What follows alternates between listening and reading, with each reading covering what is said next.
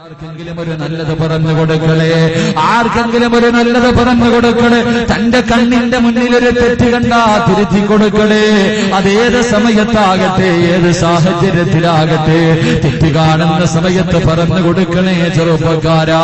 അല്ലാഹുവിന്റെ പ്രവാചകന്റെ പ്രിയപ്പെട്ട സ്വഹാബിയായ മഹാനായ സയ്യിദുനാ ഉമർ ഇബ്നുൽ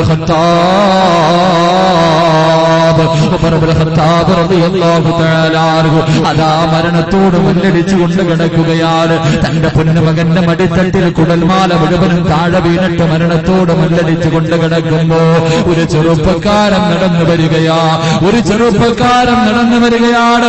ഉമർ ഇബ്നുൽ ഖത്താബ് റളിയല്ലാഹു തആല അൻഹുവിന്റെ മുന്നിലേക്ക് ഒരു ചെറുപ്പക്കാരൻ കടന്നു വന്നിട്ട് അവിടെ നിന്ന് പറയുന്നു, അബ്ശിർ യാ അമീറുൽ മുഅ്മിനീൻ ബിബശ്റാലക മിൻ സുഹ്ബത്തി റസൂലില്ലാഹ്. സക്കറാത്തിന്റെ അവസ്ഥയിൽ മരണത്തോട് മല്ലടിച്ചുകൊണ്ട് കിടക്കുന്ന ഉമർ ഇബ്നുൽ ഖത്താബ് റളിയല്ലാഹു തആല അൻഹുവിന്റെ മുന്നിൽ ഒരു ചെറുപ്പക്കാരൻ വന്ന് നിന്നിട്ട് ചോദിക്കുകയാണ്, ഉമറേ എന്തിനാ കരയുന്നത്? ഉമറേ എന്തിനാ നിങ്ങൾ കരയുന്നത്? നിങ്ങൾ ആരായിരുന്നു? അല്ലാഹുവിന്റെ പ്രവാചകന്റെ തലയെടുക്കാൻ പോയ മനുഷ്യനായിരുന്നല്ലോ. അല്ലാഹു നിങ്ങൾക്ക് ഹിദായത്ത് തന്നല്ലോ. പ്രവാചകന്റെ സ്വഹാബിയാകാൻ കഴിഞ്ഞു, ഖലീഫയാകാൻ കഴിഞ്ഞു, അവസാനം ശഹീദാകാനുള്ള ഭാഗ്യം നിങ്ങൾക്ക് കിട്ടിയല്ലോ. എന്തിനാ നിങ്ങളിരുന്ന് കരയുന്നത്?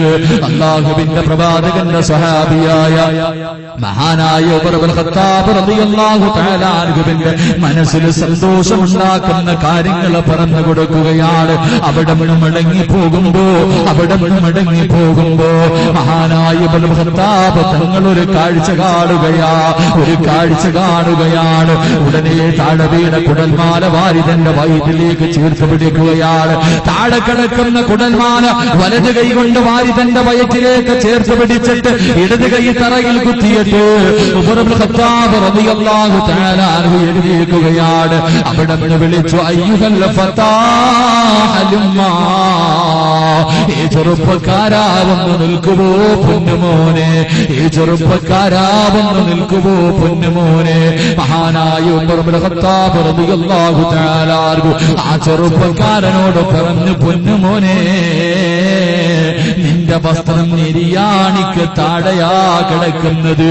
നീ ധരിച്ചിരിക്കുന്ന വസ്ത്രമുണ്ടല്ലോ, അത് നെരിയാണിയുടെ താഴെ കിടക്കുകയാണ്. ചെറുപ്പക്കാരാ, അല്ലാഹുവിന് ഇഷ്ടമുള്ള കാര്യമല്ല വസ്ത്രം വലിച്ചിഴച്ചുകൊണ്ട് നടക്കുന്നത്.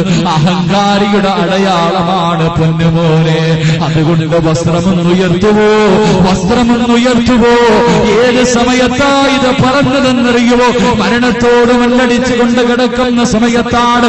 തന്റെ സക്കറാത്തിന്റെ അവസ്ഥയിൽ തന്റെ കണ്ണിന്റെ മുന്നിൽ ഒരു തെറ്റ് കണ്ടപ്പോ തിരുത്തി കൊടുത്തു എന്ന് ചരിത്രം പഠിപ്പിക്കുമ്പോ, എന്റെ പ്രിയപ്പെട്ട സഹോദരങ്ങളെ, ഒരു ദിവസം നീ ചെയ്യേണ്ട മൂന്നാലാമത്തെ നല്ല കാര്യം എന്തെന്നറിയുമോ? ആർക്കെങ്കിലും ഒരു നല്ലത് പഠിപ്പിക്കണേ എന്ന് നബിയുനാ റസൂലുള്ളാഹി